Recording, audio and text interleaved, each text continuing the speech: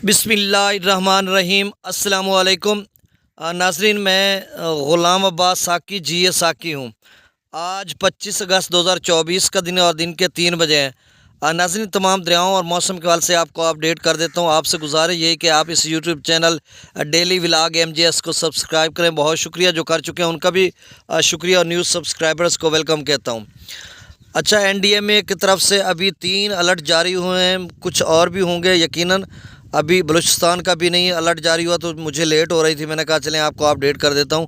उसमें जो एक अलर्ट है हाई लेवल का है जो सिंध के हवाले से है।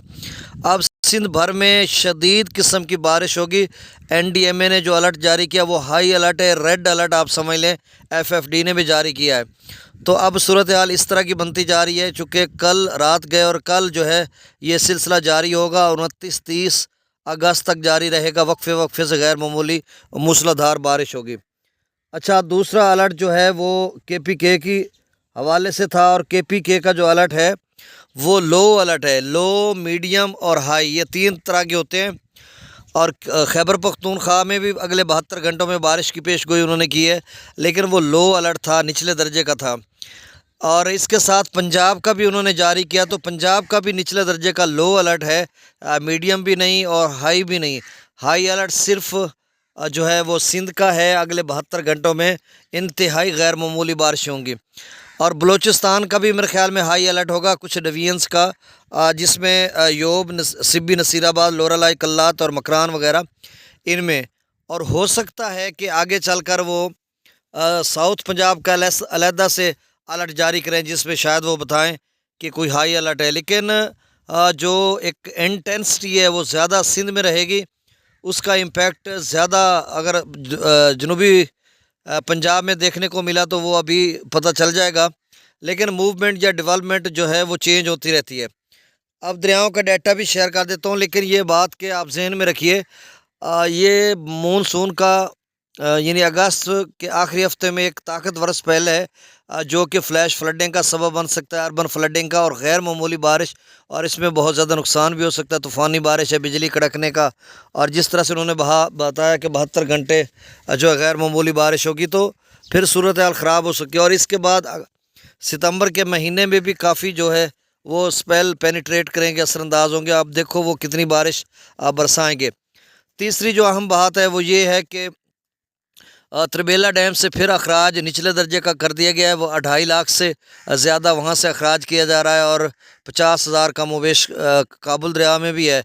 और पीछे जो ग्लेशियर लैक आउट ब्रस्ट था, उसका भी 2 दिन पहले NDMA ने एक अलर्ट जारी किया था। तो उसी की वजह से पत्नी अखराज को ज़्यादा किया गया, या क्या पीछे रीज़न हो सकता है। हालांकि जो इनफ्लो है वो तो 1.5 लाख क्यूसेक के करीब है, और फिर 2.5 लाख क्यूसेक त्रिबेला डैम से क्यों छोड़ा गया, या तो फिर बारिशों का जो सिलसिला है वो गैर मामूली सूरत हाल है। हालांकि वो भी लो लेवल का उन्होंने बताया। तो बहरहाल इसके पीछे क्या रीज़न हो सकता है, ये अभी पता आगे चलकर पता चलेगा। तो अब दरियाओं का डाटा शेयर कर देता हूँ। हिमाचल प्रदेश में भी बारिश है, लेकिन इस तरह की नहीं कि हम कहें कि कोई बड़ा सैलाबी रेला आ जाएगा सतलुज और ब्यास में।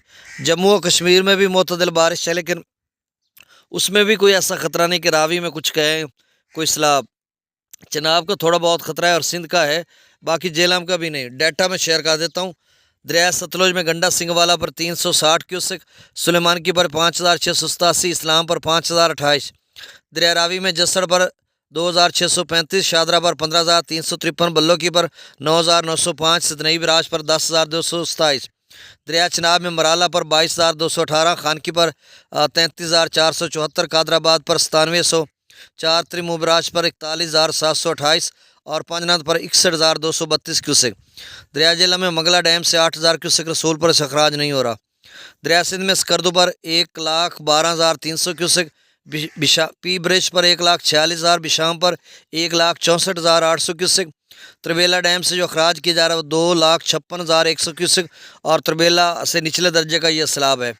काबुल दरिया में 41,200 क्यूसेक, कालाबाग पर 1,90,114, चश्मा पर 2,09,05, तौसा बिराज पर 1,90,000 समझे, गुड्डू बिराज पर 3,71,278 क्यूसेक। और इंशाल्लाह गुड्डू का लेवल भी 1-2 रोज़ में कम होना शुरू हो जाएगा, क्योंकि तौसा जो है वो 1,90 पे आ चुका है। बस पंजाब का कुछ पानी था, उसकी वजह से थोड़ा ऊपर गया।